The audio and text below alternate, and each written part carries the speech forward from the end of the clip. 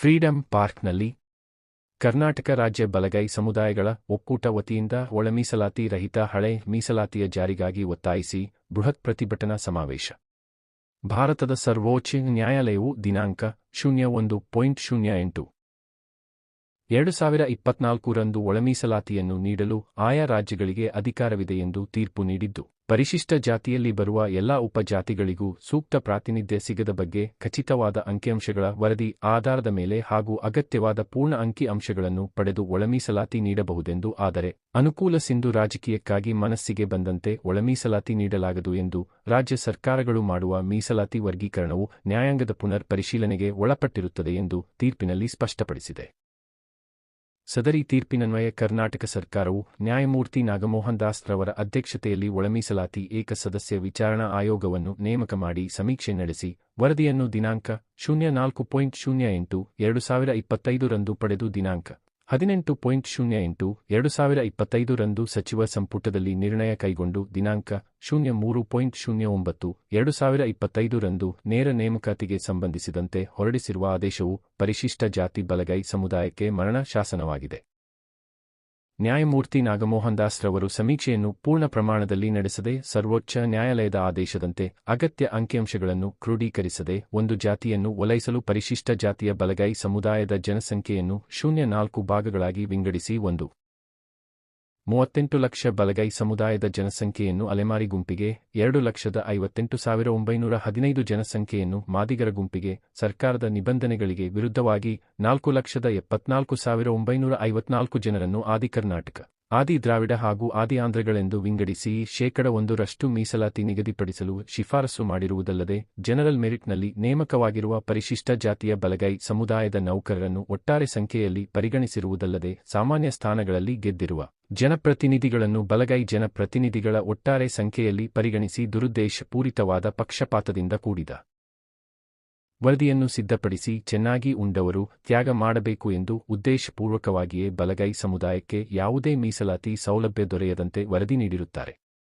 ಸದರಿ ವರದಿಯನ್ವಯ ರಾಜ್ಯ ಸರ್ಕಾರವು ಪರಿಶಿಷ್ಟ ಜಾತಿಯ ಬಲಗೈ ಸಮುದಾಯವನ್ನು ಗ್ರೂಪ್ ಬಿಗೆ ಸೇರಿಸುವುದರ ಮೂಲಕ ಯಾವುದೇ ಉನ್ನತ ಹುದ್ದೆಗಳು ಹೊಲೆಯ ಛಲವಾದಿ ಬಲಗೈ ಸಮುದಾಯಕ್ಕೆ ಸಿಗದಂತೆ ರೋಸ್ಟರ್ ಬಿಂದುಗಳನ್ನು ನಿಗದಿಪಡಿಸಿರುತ್ತದೆ.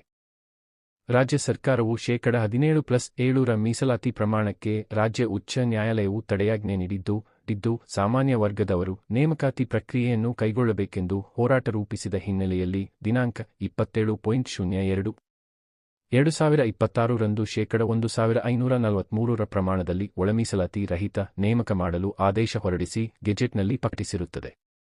ಆದರೆ 101 ಜಾತಿಗಳಲ್ಲಿ ಒಂದು ಸಮುದಾಯವು 15+30 ಮೀಸಲಾತಿಯಲ್ಲಿ ಒಳಮೀಸಲಾತಿಯನ್ನು ಅಳವಡಿಸಬೇಕೆಂದು ಹೋರಾಟ ಮಾಡುತ್ತಿರುವ ಹಿನ್ನೆಲೆಯಲ್ಲಿ ದಿನಾಂಕ 27.03/2026 ರಂದು ರಾಜ್ಯ ಸಚಿವ ಸಂಪುಟದ ವಿಶೇಷ ಸಭೆಯನ್ನು ಏರ್ಪಡಿಸಲಾಗಿದ್ದು, ಸದರಿ ಸಭೆಯಲ್ಲಿ 15+3 ಮೀಸಲಾತಿಯಲ್ಲಿ ಒಳಮೀಸಲಾತಿಯನ್ನು ಅಳವಡಿಸಬಾರದೆಂದು ಬೃಹತ್ ಪ್ರತಿಭಟನೆ ಹಮ್ಮಿಕೊಳ್ಳಲಾಗಿತ್ತು. ಇದೇ ಸಂದರ್ಭದಲ್ಲಿ ಬಲಗೈ ಒಳ ಮೀಸಲಾತಿ ಹೋರಾಟಗಾರರಾದ ಮಾರುತಿ ಗಂಜಗಿರಿ, ಬಲಗೈ ಸಮಾಜದ ಅಧ್ಯಕ್ಷರಾದ ರೇವಣಸಿದ್ದಪ್ಪ, ಸುಬೇದಾರ ನಿವೃತ್ತ ಸೈನಿಕ ಮಾರುತಿ ಕೊಳ್ಳೂರ, ರಮೇಶ ದೋಟಿಕೋಳಸಿದ್ದು, ರಂಗನೂರ ಮುಂತಾದವರು ಪಾಲ್ಗೊಂಡು ನಮ್ಮ ಮಾಧ್ಯಮದ ಮೂಲಕ ಆಕ್ರೋಶ ವ್ಯಕ್ತಪಡಿಸಿದರು.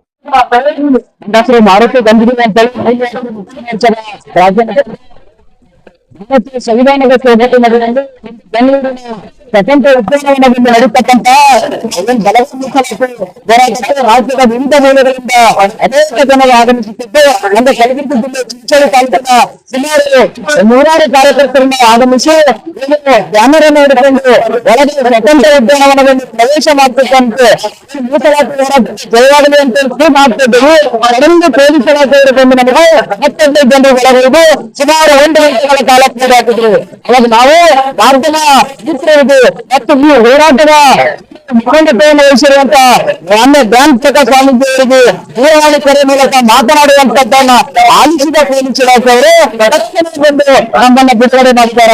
ಅದಕ್ಕಾಗಿ ಈ ಒಂದು ಹೋರಾಟವನ್ನು ಹತ್ತಿಕ್ಕಕ್ಕೆ ಪ್ರಯತ್ನ ಮಾಡತಕ್ಕಂತ ಪೊಲೀಸ್ ಇಲಾಖೆಯವರ ಮೇಲೆ ಕಾನೂನು ಕ್ರಮ ಕೈಗೊಳ್ಳಬೇಕು ಅಂತೇಳಿ ನಾವು ಇವತ್ತು ನಮಗಾಗಿರಬೇಕು. ಇನ್ನು ಅನೇಕ ಜನರಿಗೆ ಈ ರೀತಿ ಆಜ್ಞೆ ನಮಗೆ ಕಂಡು ಬರ್ತದೆ. ಅದಕ್ಕ ಈ ರೀತಿ ಮೂಲಕ ಇರ್ತಕ್ಕಂಥ ದಿನಮಾನಗಳಲ್ಲಿ ಹೋರಾಟವನ್ನು ಹತ್ತಿರ್ತಕ್ಕಂಥ ಕೆಲಸ ಇಲಾಖೆಯಲ್ಲಿ ಆಗಬಾರ್ದು. ನಾವು ಭಾರತೀಯ ಸಂವಿಧಾನದ ಚೌಕಟ್ಟಿನಲ್ಲಿ ಹೋರಾಟ ಮಾಡ್ತಾ ಇದ್ವಿ. ಭಾರತದ ಬರ್ತಕ್ಕಂಥ ಸಂವಿಧಾನವಾದ ಎಂದು ನಾವು ನಮ್ಮ ವಿವೇಕನ ಹೋರಾಟವನ್ನ ಮಾಡಿ ನಾವು ನ್ಯಾಯಯುತವಾದ ನ್ಯಾಯವನ್ನು ಪಡೆಯಲಕ್ಕ ನಾವು ಇವತ್ತಿನ ದಿವಸ ಹೋರಾಟ ಮಾಡ್ತಾ ಇದ್ದೀವಿ. ಅದಕ್ಕ ಅಧಿಕಾರಿಗಳು ನಿಜ ಇಡಬೇಕು ಅಂತ ನಮ್ಮ ಸುದ್ದಿಯ ಮೂಲಕ ನಾವು ಆಗ್ರಹ ಮಾಡ್ತಾ ಇದ್ದೀವಿ ಸರ್.